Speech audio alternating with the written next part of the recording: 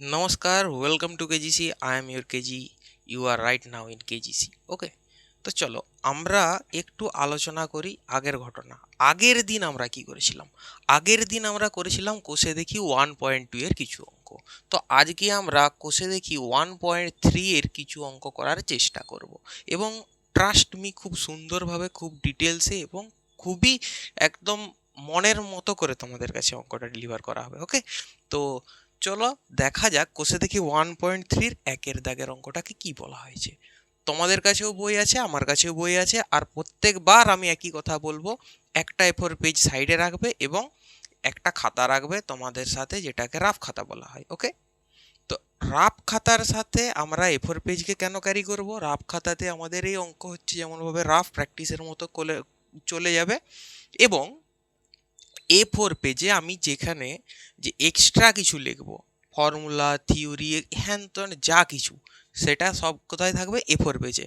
ওকে, clear? তার সাথে সাথে বই আমরা ফলো করব। তো বইয়ের 1 নম্বর অঙ্কটা দেখো, কোষে দেখি 1.3। 1.3 থেকে বোঝা যাচ্ছে প্রথম চ্যাপ্টারের 3 নম্বর আমাদের কোষে দেখি। ওকে, দুটি ধনাত্মক অখণ্ড সংখ্যার অন্তর 3 এবং তাদের বর্গের সমষ্টি 117। সংখ্যা দুটি হিসাব করে লিখি। তো চলো একটা আমি পয়েন্ট লিখব, সে পয়েন্ট হচ্ছে ধনাত্মক অখণ্ড সংখ্যা।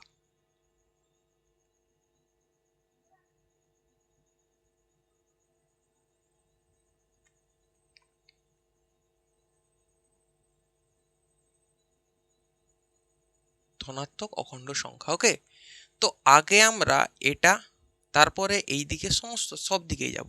তো ধনাত্মক হচ্ছে পজিটিভ, তাই তো? অখণ্ড সংখ্যা হচ্ছে হোল নাম্বার।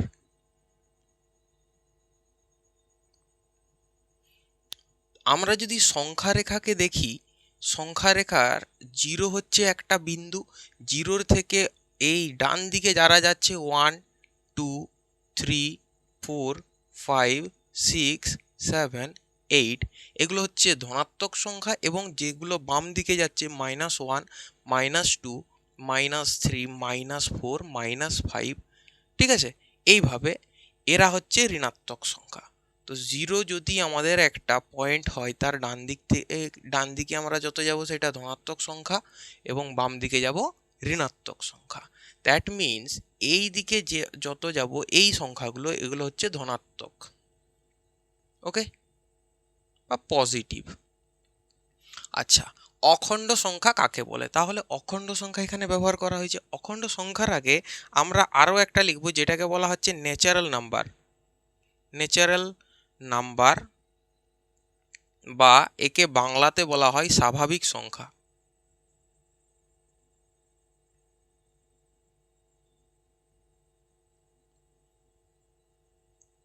স্বাভাবিক সংখ্যা কি? স্বাভাবিক সংখ্যা হচ্ছে এমন সংখ্যা যেই সংখ্যার দ্বারা কোনো কিছুকে গণনা করা যাবে। গণনা করা যাবে। তো গণনা করা যাবে এমন সংখ্যা কি কি আছে? 1, 2, 3, এইগুলো হচ্ছে গণনার সংখ্যা। আরও 2-4টা লিখি, 4, 5, 6, 7।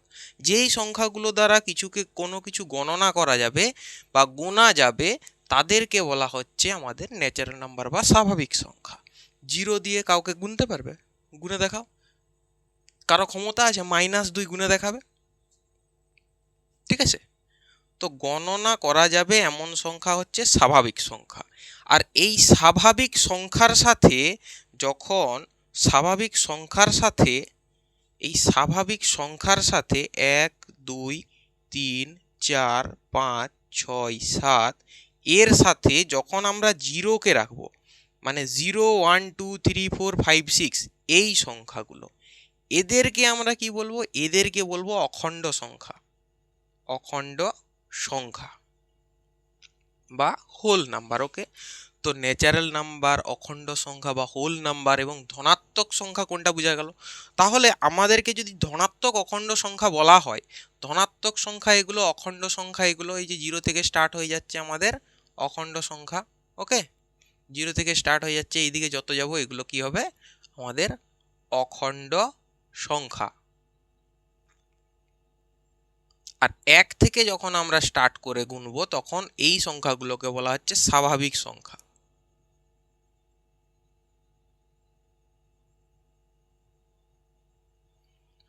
এই পুরোটা যা লিখেছি ডিটেলসে ক্লিয়ারভাবে তোমরা খাতায় তোলো, মানে A4 পেজে। ওকে, এটা প্রচুর প্রয়োজনীয় জিনিস।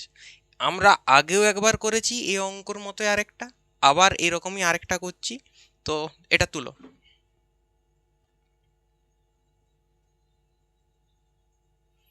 তো এটা তোলা হয়ে গেলে আমি কি করবো, এটাকে ক্লিয়ার করে দেবো এরপর। চলো এরপরে দেখা যাক একের দাগের অঙ্কটা। ধরি একটি ধনাত্মক অখণ্ড সংখ্যা, আচ্ছা লিখে দিই,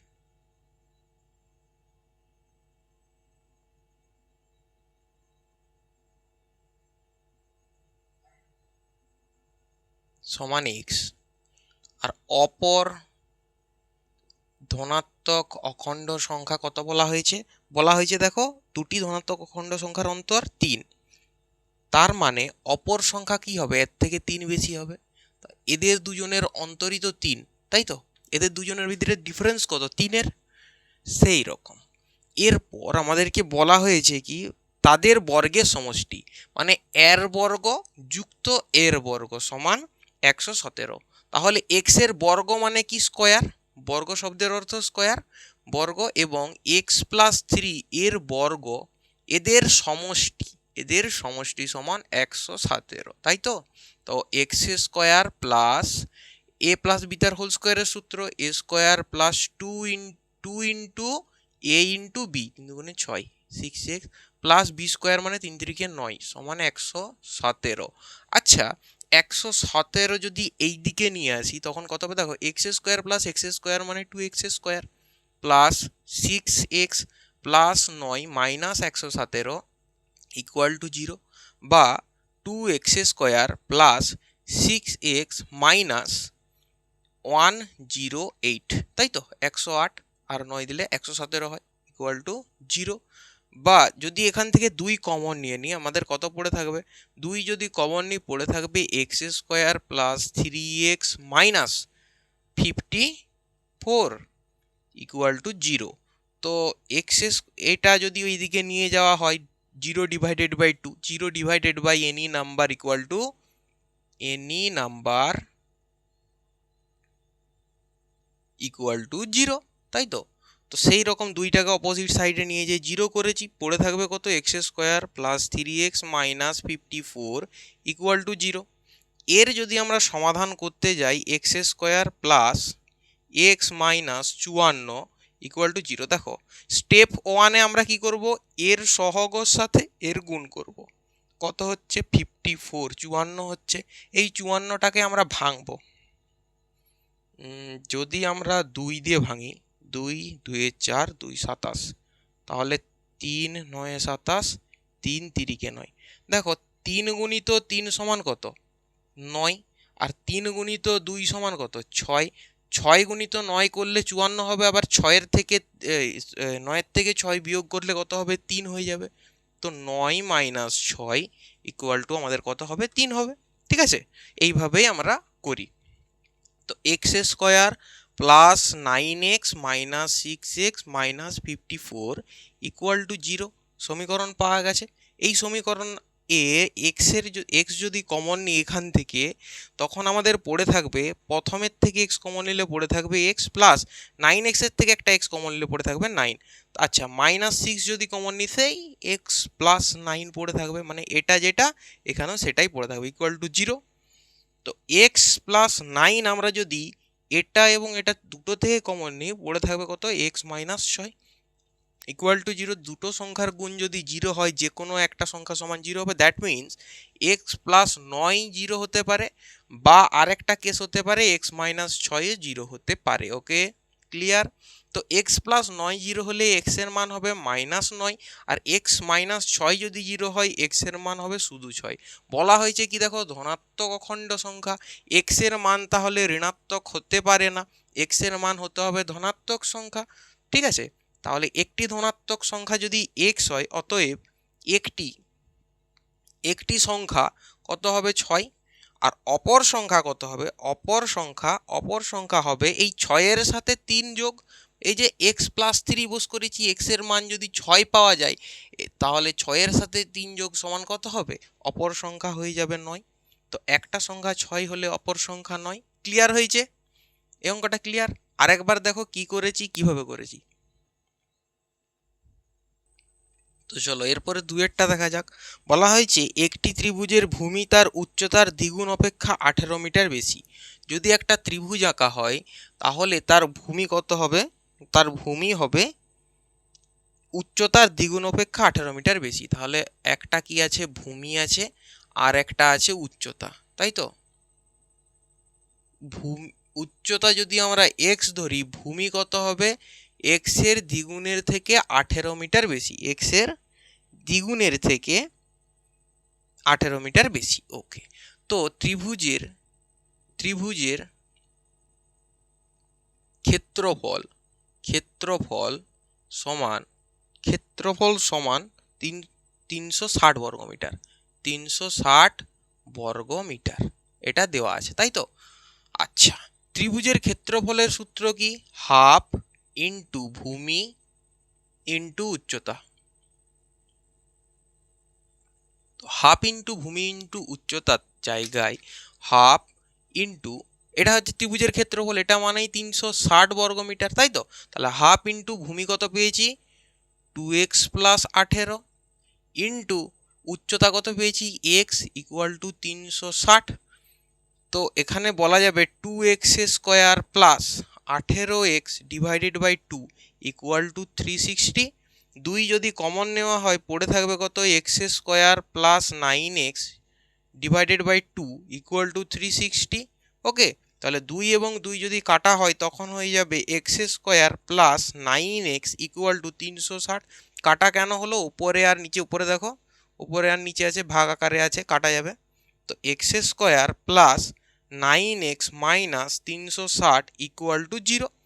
এখানে আমরা কি করব? এরপরে এর সহগের সাথে এর গুণ করব।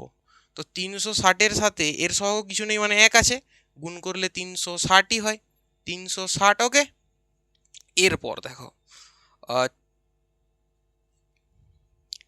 একে ভাঙা যদি যায় 2 দিয়ে, 180, 2 দিয়ে 90, 2 দিয়ে 45, 3 15 45, 5 3 15।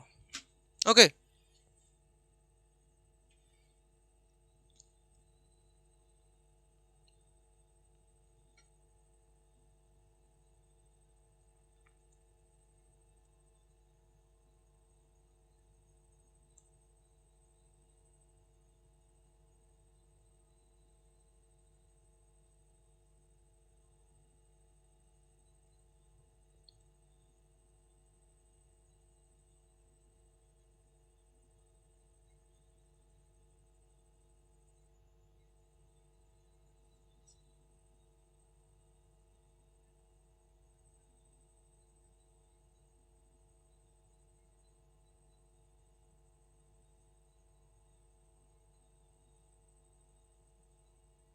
2 দুগুণে 4, 4 দুগুণে 8, 3 8 24। আর এখানে পড়ে থাকবে কত? 5 গুণিত 3 সমান 15। তাহলে 24 গুণিত 15 সমান 360। আর 24 থেকে 15 যদি বাদ দিই আমার পড়ে থাকবে কত? 9x। ক্লিয়ার? এইভাবে আমরা করি। তো দেখো, দেখা যাক x² plus 24 minus 15 x minus 360 = 0। 24 minus 15 সমান কত? 9। এইটাকে আমরা আবার এই দিকে নিয়ে যাচ্ছি, দিয়ে করছি ক্লিয়ারভাবে। দেখো, x² plus 24x minus 15x minus 360 = 0। তো x যদি কমন নিয়ে পড়ে থাকবে x প্লাস 24, মাইনাস 15 যদি কমন নিয়ে পড়ে থাকবে x প্লাস 24, দুটো = 0। তো x প্লাস 24 যদি উভয় পক্ষ থেকে কমন নিয়ে পড়ে থাকবে x মাইনাস 15 = 0। তো দেখো, হয়তো x প্লাস 24 এটা সমান 0 হতে পারে, না হলে x মাইনাস 15 এটা সমান 0 হতে পারে। তো x সমান -24 আর x সমান শুধু 15, দুটো মান বেরিয়েছে x এর।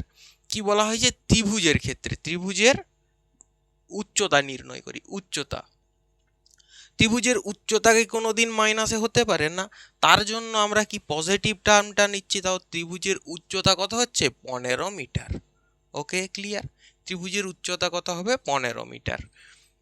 তো এই অঙ্কটা ভালো করে দেখো আর লিখে রাখবে ত্রিভুজের ক্ষেত্রফল সমান হাফ ইন্টু ভূমি ইন্টু উচ্চতা, যেটা আমাদেরকে এখানে 360 দেওয়া ছিল।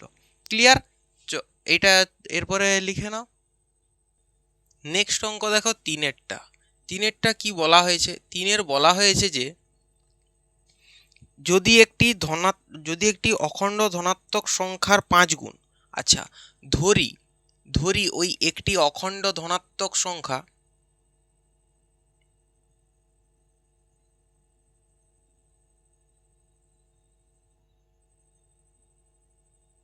সমান এক্স।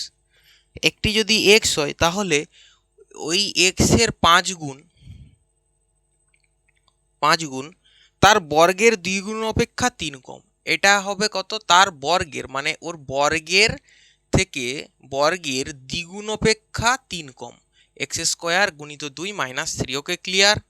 তাহলে এখান থেকে আমরা কি দেখতে পাচ্ছি, 2x square minus 5x minus 3 equal to 0। এখান থেকে আমরা পরের লাইন কি করব, পরের লাইন স্টেপ নম্বর 1 কি, এর সাথে এর গুণ হয়ে কত হবে 6। আর এমন কিছু 6কে এমন ভাগে ভাঙবো, মধ্য সহগ বিশ্লেষণ, এই যে মধ্য সহগ আছে 5, একে বিশ্লেষণ করব, দেখা যাক 2x স্কোয়ার মাইনাস, তাহলে 6 মাইনাস 1 এটা সমান 5 হবে, এক্স মাইনাস 3 ইকুয়াল টু 0। বা এখান থেকে কি করা যাবে, 2x square minus 6x plus x minus 3 equal to 0। বা এখানে দেখা যাবে 2x যদি কমন নিয়ে পড়ে থাকবে এক্স মাইনাস 3, প্লাস 1 কমন নিলে এই দুটো থেকে প্লাস 1 কমন নিলে পড়ে থাকবে কত, এক্স মাইনাস 3 ইকুয়াল টু 0। বা আমাদের কি পড়ে থাকবে, এক্স মাইনাস 3 যদি কমন নিই তখন পড়ে থাকবে 2x প্লাস 1 ইকুয়াল টু 0। তাহলে আমাদের সাথে এখন পর্যন্ত যারা আছো তাদেরকে এইগুলো হচ্ছে খুব কমফোর্টেবল হয়ে যাবে, ধাপে ধাপে আমরা করছি। ওকে, তো দেখো এর পরবর্তী ক্ষেত্রে আমরা বলতে পারি দুটো সংখ্যার গুণফল যদি 0 হয় তাহলে এক্স মাইনাস 3 হলে এটা সমান 0 হতে হবে, না হলে 2x প্লাস 1 এটা সমান 0 হতে হবে। তো এটা সমান যদি 0 হয় তখন এক্স এর মান কত হবে, প্লাস 1টা সমানের অপোজিটে মাইনাস 1 হিসেবে যাবে, এবং তখন কত 2x আছে, তাহলে x সমান কত হবে মাইনাস 1/2। আচ্ছা, এক্স মাইনাস 3 ইকুয়াল টু যদি 0 হয়, মাইনাস 3টা অপোজিট সাইডে যাবে, প্লাস 3 হিসেবে এক্স ইকুয়াল টু 3 হবে কি না। তো এক্স এর মান একবার পজিটিভ বেরিয়েছে, এক্স এর মান নেগেটিভ বেরিয়েছে, বলা হয়েছে অখণ্ড ধনাত্মক সংখ্যা। তাহলে ধনাত্মক সংখ্যা মানে পজিটিভ নাম্বার মানে 3। তো এক্স এর মান কত বেরোবে বাবু, 3। ক্লিয়ার। এইটার পরে আস্তে আস্তে খাতায় লিখে নাও, পরবর্তী ক্ষেত্রে আমরা আবার অঙ্ক আরেকটা করব। চলো নেক্সট অঙ্ক করা যাক। নেক্সট অঙ্ক বলা হয়েছে দুটি স্থানের মধ্যে দূরত্ব কত, 200 কিলোমিটার। তো এ এবং বি এই স্থানের মধ্যে দূরত্ব কত হচ্ছে 200 কিলোমিটার। তো একজন মোটর গাড়িয়ে করে যাচ্ছে, আর একজন যাচ্ছে কিসে, জিপে করে। ঠিক আছে, জিপে করে যাচ্ছে। তো যদি আমাদেরকে কি বলা হয়েছে, দেখো বলা হয়েছে যে মোটর গাড়ি অপেক্ষা জিপের গতিবেগ ঘন্টায় 5 কিলোমিটার বেশি। মোটর গাড়ি অপেক্ষা জিপের গতিবেগ 5 কিলোমিটার পার আওয়ার বেশি। তো মোটর গাড়ির গতিবেগ হিসাব করে লিখি। যদি ধরি মোটর গাড়ির গতিবেগ এক্স কিলোমিটার পার আওয়ার, তাই তো, আর জিপের গতিবেগ কত হবে, তার থেকে 5 কিলোমিটার ঘন্টায় বেশি, তাহলে x plus 5 kilometre per hour হচ্ছে জিপের গতিবেগ। স্পিড অফ মোটর এবং speed of jeep, speed. Okay, তো আমরা দেখতে পাচ্ছি এদের কি বলা হয়েছে, এদের জিপ গাড়িতে যেতে তার চেয়ে 2 ঘন্টা সময় কম লাগতো। ওকে, 2 ঘন্টা সময় কম লাগতো, ঠিক আছে। প্রথমে মোটর গাড়িতে টাইম আমরা সব সময় জানি স্পিড ইকুয়াল টু ডিস্টেন্স আপন টাইম। স্পিড অফ মোটর গাড়ি মানে ডিস্টেন্স অফ এবির দূরত্ব ডিভাইডেড বাই টি হচ্ছে কি টাইম। কার জন্য লাগবে, মোটর গাড়ির জন্য টাইম লাগবে, তাই তো। তাহলে টি অফ এম মানে কত হবে, d divided by s of motor, speed of motor. তাহলে ডি হচ্ছে ডিস্টেন্স বা দূরত্ব, যেটা বলা হয়েছে 200 কিলোমিটার, আর স্পিড অফ মোটর কত আছে, এক্স কিলোমিটার পার আওয়ার। যদি এখানটা না বুঝতে পারো আমি ক্লিয়ারভাবে বলছি, স্পিড ইকুয়াল টু ডিস্টেন্স আপন টাইম। মানে গতিবেগ সমান দূরত্ব বাই সময়, ঠিক আছে? তো দূরত্ব বাই সময় দেখতে গেলে সেই রকম টাইমটাকে যদি এই দিকে নিয়ে এসে গুণ করি, তাহলে স্পিডটা এই দিকে আসে এর সাথে গুণ নিচে চলে আসবে, ডি এর নিচে এস চলে আসবে এবং টিটা এই দিকে চলে আসবে, ঠিক আছে? তো এখানে টাইম লেগেছে 200/x। আবার যদি আমরা জিপের ক্ষেত্রে ধরি, জিপের ক্ষেত্রে স্পিড ইকুয়াল টু ডিস্টেন্স আপন টাইম, ঠিক আছে? তাহলে টি ইকুয়াল টু কী হবে, এক্ষেত্রেও ডিস্টেন্স আপন স্পিড হবে।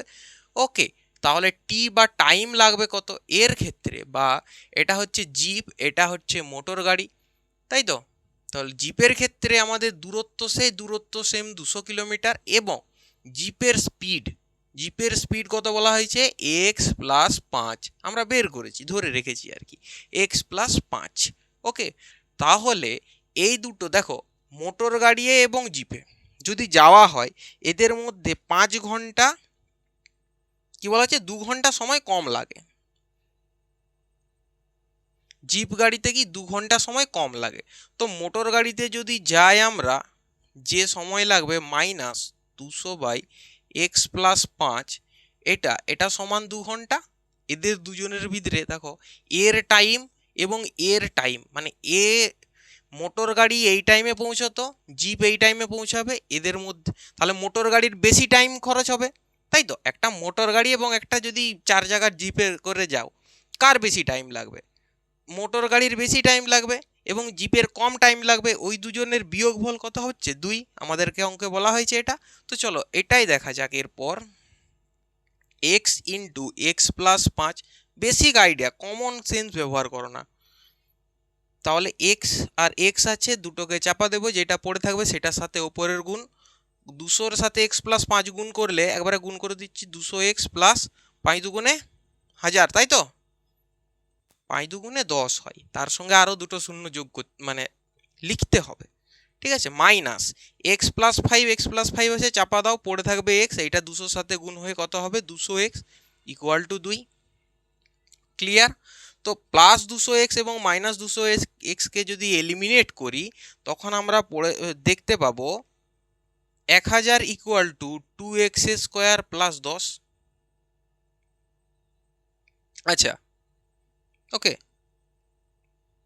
এটা আর বেশি ঝামেলা না করে এই 2-এর সাথে আমি এটার গুণ করে দিই, 2টাকে আবার তো বাদ দিতে হবে না। x × x সমান কত হবে, x² + 5x। ওকে, দেখা যাচ্ছে 2-এর সাথে যে গুণ হয়েছে, তো 2 দিয়ে যদি 1000কে কাটি, পড়ে থাকবে কত, 500। তো এখান থেকে আমরা দেখতে পেলাম যে x² + 5x = 500। হ্যাঁ কি না বলো? এখান থেকে এই লাইনটা থেকে দেখা যাচ্ছে ক্লিয়ার। এই লাইনটা যদি ক্লিয়ার হয়, তাহলে এই লাইন আমরা পৌঁছে যাব। তো চলো দেখো, দুদিকে আছে, আমরা গুণ আছে ভাগ আকারে নিয়ে আসবো, মানে এর পরের স্টেপ কি, এটাকে 2 নিচে নিয়ে এলাম, দিয়ে কাটাকাটি করলাম। ওকে, এই রকম স্টেপ, এই স্টেপটাই আমরা এখানে সেরে দিচ্ছি। এরপর দেখো, x² + 5x - 500 = 0 হতে পারে। তো আমরা প্রথমে স্টেপ নাম্বার 1 কি করব, এর সাথে এর গুণ করব, গুণ করে কত পাবো, একের সাথে যদি আমি 500 গুণ করি 500ই পাবো। তো ওই 500টাকে যদি আমরা ভাঙতে থাকি, এবং আমাদের 5 চাই, 500কে যদি ভাঙি, তাহলে x² প্লাস এখানে x মাইনাস 500 = 0। তো এরকম লেখো, 500, 2 দিয়ে কাটো, 250, 5 50, 5 10 50, 2 5 10, ঠিক আছে? করা যাবে। তাহলে লেখা যাবে, আবার যদি 5 দিয়েই করি, তখন এখানে 2 হয়ে যাবে, 10। এখান থেকে আমি দেখতে পাচ্ছি, দেখো 5 × 5 সমান কত হয়, 5 × 5 = 25, মাইনাস 5 × 2 = 10, 10 × 2 = 20, 25 - 20, এটা যদি করি, এটার দেখো 25 × 20 = 500 এবং 25 - 20 = 5। দেখা যাক করে, যদি এটা হয় তো খুবই ভালো, এটাই হওয়ার কথা আশা করি, যেহেতু আমাদের এইভাবে ক্যালকুলেশন করে বেরোচ্ছে -20। তো এই দুটোর বিয়োগফল 5। দেখো x² + 25x - 20x - 500 = 0। বা এর পরের লাইন কি লিখবো, x যদি কমন নিই, পড়ে থাকবে x + 25 -20 যদি কমন নিয়ে নিই পড়ে থাকবে x plus 25 equal to 0। That means আমাদের পড়ে থাকবে কত, দেখো x প্লাস 25 যদি দুটো থেকেই কমন নিয়ে নিই, এটা থেকে কমন নিলে পড়ে থাকবে কত x, আর এটা থেকে কমন নিলে পড়ে থাকবে -20 ইকুয়াল টু 0। তো দেখো দুটো সংখ্যার যদি গুণফল 0 হয় তখন হলে এটা সমান 0 হবে বা এটা সমান 0 হবে। তো x প্লাস 25 সমান যদি 0 হয় সেক্ষেত্রে x এর মান হবে -25, এবং x মাইনাস 20 সমান যদি 0 হয় সেক্ষেত্রে x এর মান হবে শুধু 20। আমাদেরকে চেয়েছে কি, আমাদেরকে চেয়েছে মোটর গাড়ির গতিবেগ। ও আচ্ছা, মোটর গাড়ির গতিবেগ কত, x কিলোমিটার/আওয়ার। এক্স এর মান একটা -25 বেরিয়েছে, একটা 20 বেরিয়েছে। তুমি মোটরসাইকেল যখন স্পিড রেস দিচ্ছ তখন যে স্পিডে যাচ্ছ সেটা কি কোনোদিন মাইনাসে দেখেছো? মোটরসাইকেল আশা করছি প্রায় চালিয়েছো সবাই, যদি না চালিয়ে থাকো পেছনে বসেছো, দেখেছো যে ওর যে কাঁটাটা আছে সেটা -25 কিলোমিটার/আওয়ার এরকম দেখাচ্ছে, 0 1 2 3 4 5 10, ঠিক আছে? এরকম -25-এ কোনো দিন দেখাচ্ছে, প্লাসে দেখাবে। তার কারণটা কি, সব সময় আমরা যদি স্পিড বা গতিবেগ দেখি সেটা কি হবে, পজিটিভ। ওকে, তো পজিটিভ হবে। দ্যাট মিনস আমাদের এক্স এর মান 20 হচ্ছে গ্রহণযোগ্য। তো এক্স এর মান 20 যদি গ্রহণযোগ্য হয়, অতএব মোটর গাড়ির গতিবেগ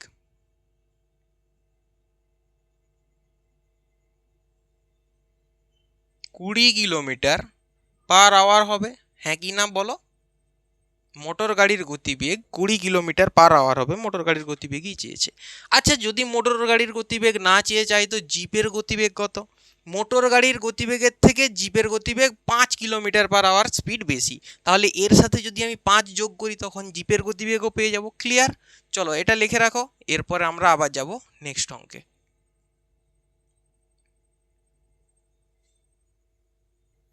চলো নেক্সট অঙ্ক দেখা যাক। নেক্সট অঙ্ক 5-এর দাগের অঙ্কটা কি বলেছে দেখো।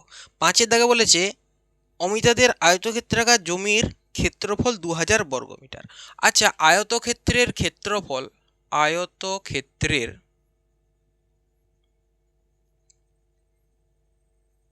ক্ষেত্রফলের সূত্র তোমরা আমাকে বলবে, কারণ আমরা আগের দিন আলোচনা করেছি এটা। একটা হবে দৈর্ঘ্য আর তার সাথে গুণ হবে প্রস্থ, তাই তো? দৈর্ঘ্য গুণিত প্রস্থ, আয়তক্ষেত্রের ক্ষেত্রফল। এবং বলা হয়েছে পরিসীমা, আয়তক্ষেত্রের পরিসীমা, আয়তক্ষেত্রের পরিসীমা। এর সূত্র বলো তো? এর সূত্র হবে 2 ইন্টু দৈর্ঘ্য প্লাস প্রস্থ। ওকে, ক্লিয়ার? দৈর্ঘ্য গুণিত প্রস্থ করলে ক্ষেত্রফল এবং 2 ইন্টু দৈর্ঘ্য প্লাস প্রস্থ করলে পরিসীমা পাবো।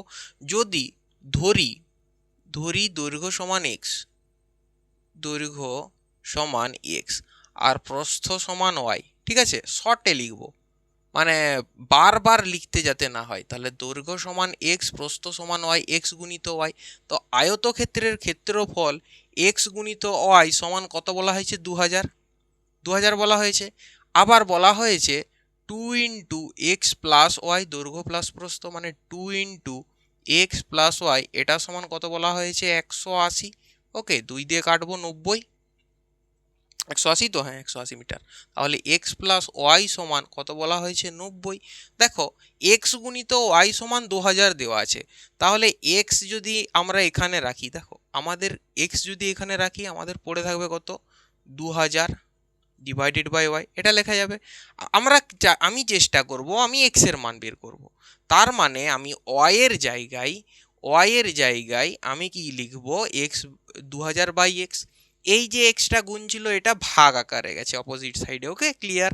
তো দেখো ওয়াইয়ের মানের জায়গায় আমি 2000 বাই এক্স লিখবো এখানে। তাহলে আমাদের কি আছে? X plus y. তো এক্স প্লাস ওয়াইয়ের জায়গায় 2000 বাই এক্স ইকুয়াল টু 90 লেখা যাবে তো? দেখো গুণ করে x square plus 2000 equal to 90x। তো এখান থেকে আরও এক লাইন লেখা যাবে, মানে এটার সাথে এটা কোনাকুনি গুণ করে x square plus 2000 equal to 90, হ্যাঁ 90x²। ওকে, আরে প্রবলেম হয়ে গেছে, গুণ করে দিয়েছি আমি, তাই তো? তো গুণ যখন করে দিয়েছি তখন ওটাকে এইদিকে নিয়ে আসবো, ওটাকে এইদিকে নিয়ে আসবো, -90x। আচ্ছা দাঁড়াও, এটা আরেকবার করি এখানটাতে, একটু কিছু প্রবলেম হয়েছে। প্রবলেম বলতে কি, ক্লিয়ার আছে বাট আরেক লাইন করতে হতো। তাহলে x square plus 2000 equal to 90, এটা এই লাইনে রাখছি। এর পরবর্তী লাইনে আমরা এটাকে লিখবো x square plus 2000 equal to 90x। Clear? লাইনটা ক্লিয়ার হয়েছে? এরপরে দেখো, এরপরে এক্স স্কোয়ার প্লাস 90x কে সমানের অপোজিটে আনবো মাইনাস 90x হিসেবে, প্লাস 2000 ইকুয়াল টু 0। আমরা 2000কে যদি ভাঙতে থাকি, 2000কে যদি ভাঙতে থাকি, 2 দিয়ে ভাঙলে কত হবে 1000, আবার 2 দিয়ে যদি ভাগ করি তখন কত পড়ে থাকবে 500, যদি আবার 2 দিয়ে করি তাহলে কত পড়ে থাকবে 250, যদি এখন আমরা 5 দিয়ে ভাগ করে দিই বাই চান্স তখন কত থাকবে 50, 5 10 50, 5 দিয়ে কাটলে 5 দুগুণে 10। ওকে, ক্লিয়ার? দেখো 2 দুগুণে 4, 4 দুগুণে 8, 8 5 8 40, 5 5 25, 25 দুগুণে 50, এটা হবে কত 50। তো 40 গুণিত 50 সমান কত হবে 2000, আবার 40 যুক্ত 50 সমান কত হবে 90 হয়ে যাবে। তো এই লাইনটাই আমরা ক্লিয়ারলি এটা দেখতে পেয়েছো, 40 গুণিত 50 সমান 2000 হবে, এবং 40 যুক্ত 50 করলে আমরা কত পাবো 90 পাবো। ক্লিয়ার? তো চলো এখানে আবার করি, তাহলে এক্স স্কোয়ার মাইনাস এখানে এক্স প্লাস 2000 ইকুয়াল টু 0। বাচ্চাদের মতো যদি না হয়ে থাকে, যদি একটু স্টেপ জাম্প হয়ে থাকে, বড়দের মতো হয়ে থাকে, তাহলে বলবে, আমি স্টেপ আবার লেভেল কমিয়ে দেবো। ওকে, তো 90কে আমরা লিখবো 50 প্লাস 40, যেটা আমরা স্টেপ 1 এবং স্টেপ 2 করে পেয়েছি। স্টেপ 1 কি, এর সাথে এর গুণ। স্টেপ 2 হচ্ছে এটাকে ভাঙবো, যাতে এর যোগ, যেটা দুভাগে যেটা ভাঙবো, এই মধ্য সহগকে বিশ্লেষণ করব দুভাগে। ওকে, এরপর দেখো x square minus 50x minus 40x plus 2000 equal to 0। তো এখান থেকে লেখা যাবে, যদি এক্স কমন নিই পড়ে থাকবে এক্স মাইনাস 50, এক্ষেত্রে মাইনাস 40 কমন নিলে পড়ে থাকবে এক্স মাইনাস 50 ইকুয়াল টু 0। ঠিক আছে, তাহলে এক্স মাইনাস 50 যদি দুটা থেকে কমন নিই, প্রথমেরটার থেকে এক্স পড়ে থাকবে, অপরটার থেকে 40 পড়ে থাকবে, এক্স মাইনাস 40 ইকুয়াল টু 0। দুটো সংখ্যার গুণ যদি 0 হয়, তাহলে এক্স সমান এক্স মাইনাস 50, এটা সমান 0 হতে হবে, তখন এক্সের মান কত হবে 50। না হলে এক্স মাইনাস 40 ইকুয়াল টু 0 হতে হবে, তখন এক্সের মান কত হবে 40। দেখো এক্সের দুটো মান পজিটিভ বেরিয়েছে, 50, এক্সের মান 40, দুটোই কিন্তু আয়তক্ষেত্রের দৈর্ঘ্য এবং প্রস্থ হিসেবে নিয়ে যাবে। এরপর আমাদের আসে মেন ইম্পর্টেন্ট পার্ট। আচ্ছা, একটা আয়তক্ষেত্রের দৈর্ঘ্য বেশি বড় হয় না প্রস্থ বেশি বড় হয়? দৈর্ঘ্য বেশি বড় হবে না প্রস্থ বেশি বড় হবে? এটাই আমাদের কোশ্চেন। দৈর্ঘ্য সবসময় বেশি বড় হবে, অর্থাৎ দৈর্ঘ্য হিসেবে 50 গ্রহণযোগ্য, দৈর্ঘ্য হিসেবে কি 40 গ্রহণযোগ্য? অবশ্যই না। তো দৈর্ঘ্য হিসেবে এক্স এর মান দুটোই আছে, তো দৈর্ঘ্য এক্স এর মান 50ও হতে পারে 40ও হতে পারে। তো দৈর্ঘ্য যদি 50 হয়, তো ওয়াই সমান প্রস্থ সমান কত হবে? প্রস্থ সমান হবে এক্স গুণিত ওয়াই। প্রস্থ সমান কত হবে? এক্স গুণিত ওয়াই সমান 2000, তাই তো? এক্স গুণিত ওয়াই সমান 2000। তো দৈর্ঘ্য মানে এক্স এর জায়গায় যদি 50 রাখি, 50 গুণিত ওয়াই সমান 2000, তো ওয়াইয়ের মান এখানে কাটাকাটি করলে কত বেরাবে? 5 4 20 40, ওয়াইয়ের মান বেরোবে 40। ওকে, দেখো এটা দেখো, দৈর্ঘ্য যদি 50 রাখি, মানে এক্স এর মান যদি আমরা 50 নিই, সেক্ষেত্রে আমাদের ওয়াইয়ের মান কত হবে? 40। ক্লিয়ার? সাউন্ডটা ক্লিয়ার আছে কি? হ্যাঁ, ওকে, চলো এরপর যদি দৈর্ঘ্য সমান 40 হয়, তখন প্রস্থ কি হবে? তখন এক্স গুণিত ওয়াই সমান 2000। তো দৈর্ঘ্য সমান 40, মানে এক্স এর মান যদি আমরা 40 রাখি, তখন ওয়াইয়ের মান কত হবে? কাটাকাটি করে 50 হয়ে যাবে, তো ওয়াইয়ের মান তখন কত হবে? 50। তো দৈর্ঘ্য 40 হলে প্রস্থ হবে 50, আর দৈর্ঘ্য যদি 50 হয় প্রস্থ হবে 40। এই দুটোর মধ্যে কোনটা গ্রহণযোগ্য বলো? ঠিক আছে, আমি আরো একটু ভালো করে অন্য পেনে লিখছি। কেস নাম্বার 1, দৈর্ঘ্য সমান 50, প্রস্থ সমান 40। ক্লিয়ার? দেখা যাচ্ছে। কেস নাম্বার 2, দৈর্ঘ্য সমান 40, প্রস্থ সমান 50। বলো কোনটা সঠিক? দৈর্ঘ্য বেশি হবে না প্রস্থ বেশি হবে? দেখো এক্ষেত্রে কি হচ্ছে, প্রস্থ বড় হয়ে যাচ্ছে, দৈর্ঘ্য কম হয়ে যাচ্ছে। তো এটা আমাদের কি গ্রহণযোগ্য নয়, এটা ভুল বলা হয়েছে। দৈর্ঘ্য সবসময় বড় তো আয়তক্ষেত্রের, তাই তো। তো দৈর্ঘ্য যদি 50 হয়, প্রস্থ কত হবে? 40। এই মানটা আমাদের গ্রহণযোগ্য, তাহলে এক্স এর 50 মান গ্রহণযোগ্য। তার সেক্ষেত্রে আমরা কত বের করেছি? দৈর্ঘ্য বেরিয়েছে 50 এবং প্রস্থ বেরিয়েছে 40। ক্লিয়ার? আজকে এই পর্যন্তই থাক। পরবর্তী ক্ষেত্রে পরের দিন আমরা আরও একটু এগিয়ে যাব এবং আরও খুব ভালোভাবে অঙ্ক শিখব। আজকে তোমাদের যতটা করিয়েছি সেইটা একটু ভালোভাবে রিভিশন করো, এবং আগের দিনের দু একটা অঙ্ক আছে সে সাথে তার এবং এর কিছু আমাদের মেলামেশার ভাব পাবে। ওকে, তো এখান পর্যন্ত আজকে থাক। আজকের জন্য good night everyone and tata. Okay, take care. আজকের মতো এখানে আমরা ক্লাস শেষ করছি। পরবর্তী ক্ষেত্রে পরের দিন আমরা আবার ক্লাস স্টার্ট করব এর পরের থেকে। ওকে, ক্লিয়ার? Bye bye.